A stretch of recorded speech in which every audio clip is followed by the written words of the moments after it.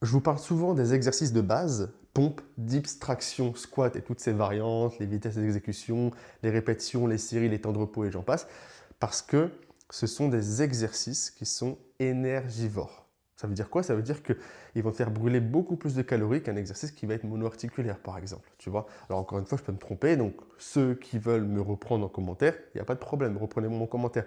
Mais en fait, ce sont des exercices qui sont polyarticulaires. Poly, plusieurs, mono, un seul. Pour faire simple, même si ce n'est pas réellement un seul muscle qui est travaillé à chaque fois.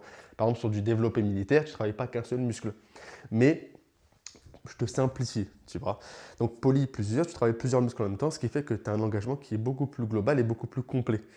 Voilà, c'est pour ça que je te casse la tête de maîtriser les exercices de base ou les variantes ou te délester avec un élastique jusqu'à ce que du coup tu aies de la force et assez d'endurance musculaire pour pouvoir l'enlever et le faire sans. Puis après, quand tu vas plus loin, du coup, tu joues avec la vitesse d'exécution et tu joues avec la combinaison des exercices. Tu vas jouer après, tu vas aller encore plus loin et tu vas faire des figures, etc.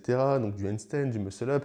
Donc ça, c'est encore des levels supplémentaires. Mais déjà, il faut que tu travailles les bases, les fondations.